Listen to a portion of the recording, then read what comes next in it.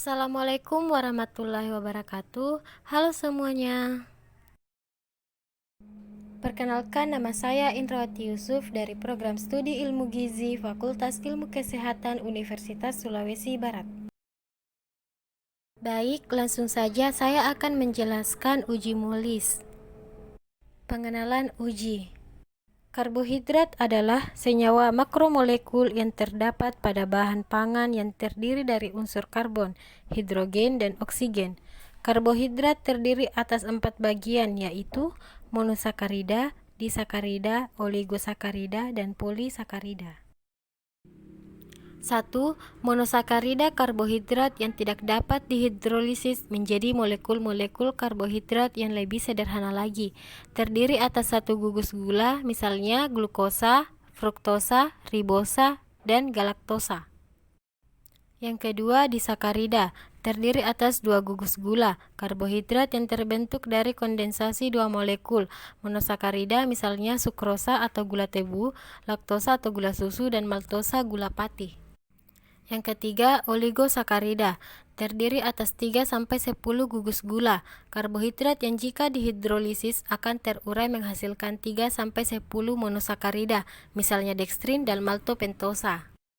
Yang keempat ialah poligosakarida. Terdiri atas 10 atau lebih gugus gula karbohidrat yang terbentuk dari banyak molekul monosakarida, misalnya pati atau amilum, selulosa, dan glikogen. Setiap gugus gula dihubungkan oleh ikatan gliosidik. Pengenalan uji MOLIS. Uji MOLIS adalah suatu uji kimia kualitatif yang bertujuan untuk mengetahui adanya karbohidrat dengan menggunakan reaksi MOLIS. Siapa sih pencetus uji MOLIS? Pencetus uji MOLIS ialah Hans Molis 1856 sampai 1937. Ia adalah seorang ahli biologi, fisiologi, dan biokimia. Beliau merupakan tokoh utama dalam sejarah penelitian fotosintesis. Selain itu, beliau juga menemukan salah satu uji pengenalan karbohidrat yang disebut dengan uji MOLIS. Tujuan uji. Tujuan uji ialah membuktikan adanya karbohidrat secara kualitatif. Bahan dan alat. Bahan dan alat yang pertama ialah amilum, dekstrin, sukrosa, laktosa, maltosa, galaktosa, fruktosa, glukosa, dan arabinosa, masing-masing dalam larutan 1%. Yang kedua ialah reaksi MOLIS. Yang ketiga H2SO4 pekat. Yang keempat tabung reaksi. Yang kelima pipet tetes. Prosedur kerja. Pertama, 2 mili larutan uji dimasukkan ke dalam tabung reaksi. Yang kedua, tambahkan 3 tetes reaksi MOLIS, campurkan dengan baik. Yang ketiga, miringkan tabung reaksi, lalu alirkan dengan hati-hati 2 mili H2SO4 pekat melalui dinding tabung agar tidak bercampur. Reaksi positif ditandai oleh pembentukan suatu cincin berwarna ungu pada batas antara kedua lapisan. Ujian. Uji MOLIS pada uji ini kita memiliki sampel, dan sampel ini akan kita masukkan ke dalam tabung reaksi masing-masing 1 mili. Selanjutnya, kita tambahkan 2 tetes reaksi MOLIS, campurkan hingga homogen. Lanjut dengan pemberian 0,5 H2SO4 pekat ke dalam masing-masing tabung dengan cara dimiringkan melalui dinding dan jangan dikocok. Ini dia hasilnya. Ternyata ada pembentukan cincin berwarna ungu pada batas antara kedua lapisan cairan tersebut. Semuanya memiliki reaksi yang sama. Karena pada reaksi MOLIS ini terdiri atas alfa-notfolit 45% dalam metanol 95%. Dia hasilnya. Ternyata ada pembentukan cincin berwarna ungu pada batas antara kedua lapisan cairan tersebut. Semuanya memiliki reaksi yang sama. Karena pada reaksi MOLIS ini terdapat atas alfa-notfolit 45% dalam metanol 95%. Alfa-not ini akan bereaksi dengan aldehid siklik untuk membentuk produk kondensasi berwarna ungu, sehingga jika hasilnya karbohidrat maka akan membentuk cincin ungu. Berdasarkan percobaan ini diperoleh data bahwa semua larutan uji ketika direaksikan dengan pereaksi Molis dapat membentuk kompleks cincin berwarna ungu dengan bahan yang diujikan adalah amilum, dekstrin, sukrosa, maltosa, galaktosa, fruktosa, glukosa, dan arabinosa. Semuanya menunjukkan hasil yang positif. Hal ini membuktikan adanya suatu karbohidrat dalam larutan tersebut. Langsung saja kita akan masuk ke pengujian kedua, yaitu uji iodium. Apa itu uji iodium?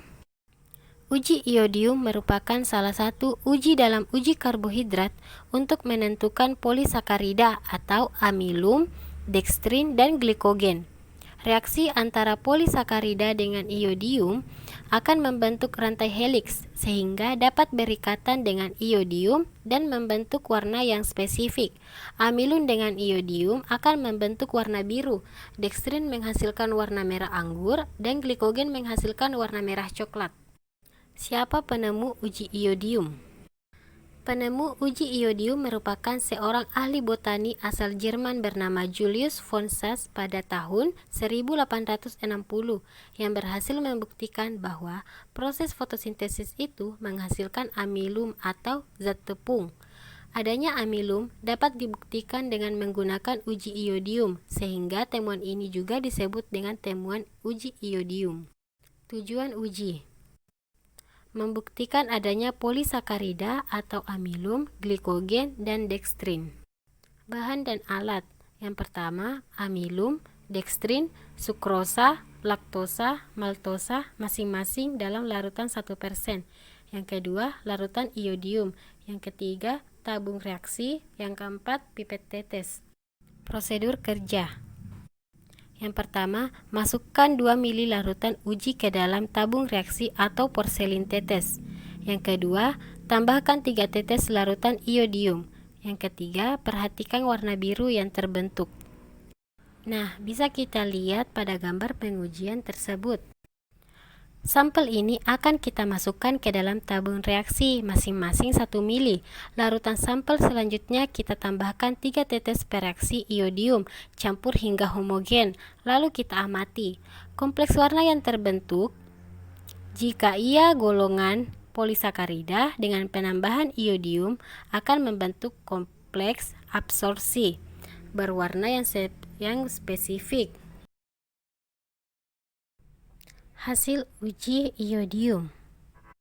Pada percobaan ini, suatu polisakarida dapat dibuktikan dengan terbentuknya kompleks absorpsi yang spesifik pada setiap jenis polisakarida ini, di mana amilum dengan iodium menghasilkan larutan berwarna biru pekat dan dekstrin yang menghasilkan warna larutan merah anggur yang menandakan hasil positif terhadap kandungan polisakarida.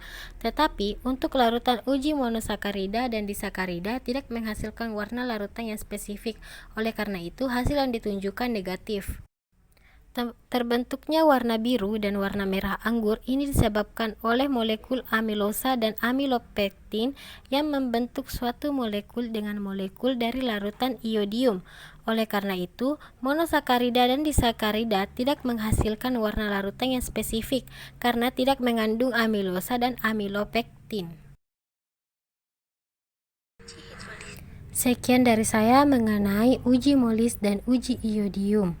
Sekian dan terima kasih. Wassalamualaikum warahmatullahi wabarakatuh.